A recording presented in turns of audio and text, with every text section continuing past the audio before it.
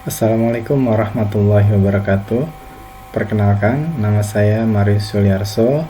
Saya adalah mahasiswa Magister Teknologi Pendidikan Universitas Ibnu Khaldun Bogor. Saya kali ini akan membahas tentang sebuah buku yang isinya terdapat jurnal. Bukunya mengenai Journal of Surgery, The Impact of COVID-19 on the International Education System.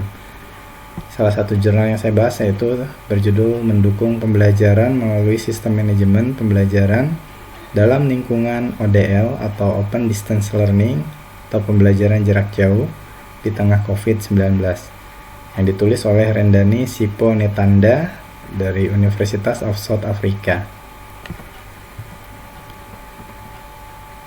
Kebutuhan untuk melakukan penelitian tentang virus corona dan sejauh mana pengaruhnya terhadap pengajaran dan pembelajaran semakin mendapat perhatian masyarakat akademis di seluruh dunia. Di seluruh spektrum akademis, institusi pendidikan tinggi telah ada dan terus melakukan penyesuaian pada pengajaran dan pembelajaran pedagogi karena wabah virus corona, pandemi dan efek masifnya pada pengajaran dan metodologi pembelajaran. Sistem manajemen pembelajaran yang digunakan dalam penelitian ini bernama Mayunisa, sebuah LMS. Mayunisa adalah sistem manajemen pembelajaran di Universitas Afrika Selatan yang telah dikembangkan untuk memungkinkan siswa untuk mengelola modul, berpartisipasi dan berkomunikasi dalam pembelajaran. Fungsi lain sebagai lingkungan virtual tempat lembaga merencanakan, mengelola, dan menilai pembelajaran, memungkinkan siswa untuk mengirim portofolio ujian dan menerima umpan balik maupun dimanapun mereka berada. Tujuan penelitiannya adalah untuk mengukur hubungan antara aksesibilitas teknologi dan LMS, pada khususnya mengetahui keberhasilan siswa open distance learning dalam konteks COVID-19, menguji pengaruh penggunaan LMS dalam pembelajaran terhadap kinerja dan kesuksesan siswa dalam konteks COVID-19.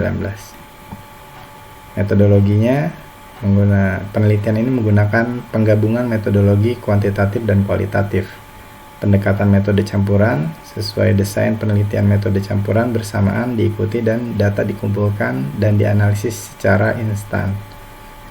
Prosedurnya, mereka menghubungi melalui email yang dikirim ke Polokwane dan Rustenburg yang ditunjukkan kepada direktur dan manajer pembelajaran untuk berpartisipasi dan membantu dalam mengorganisir siswa untuk mengambil bagian dalam pembelajaran.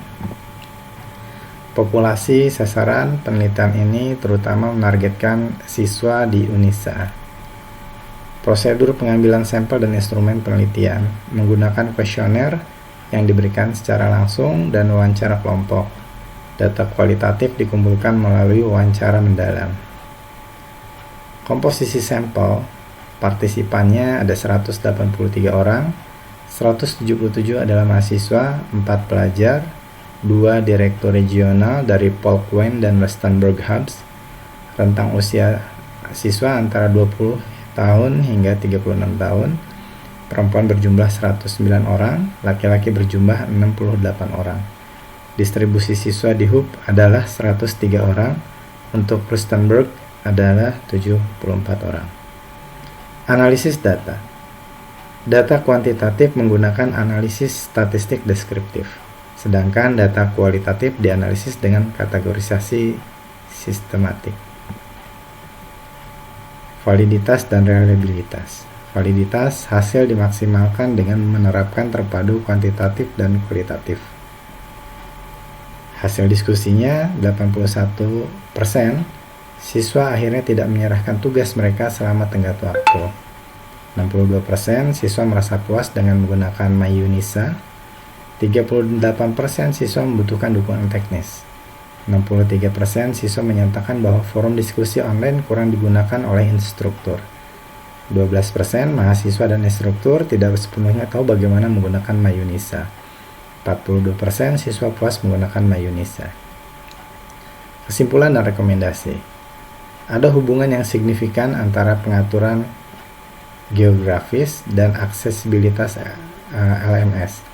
Siswa pedesaan terpencil menghadapi tantangan untuk LMS yang tidak dapat diakses. Intervensi dukungan institusi yang lebih tinggi semakin penting dalam pandemi virus corona. Pembelajaran harus memberikan dukungan yang diperlukan untuk siswa seperti penyediaan sarana dan prasarana. Teknologi media dengan jaringan internet untuk dilibatkan dalam kursus online mereka. Untuk itu siswa yang dapat memilih untuk mengunjungi tempat institusi pendidikan tinggi agar pusat-pusat pembelajaran dibangun di daerah-daerah terpencil yang jauh.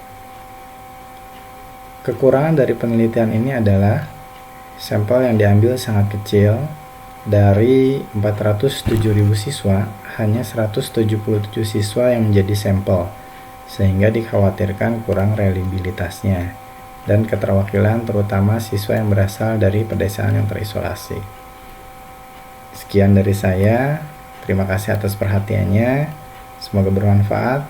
Assalamualaikum warahmatullahi wabarakatuh.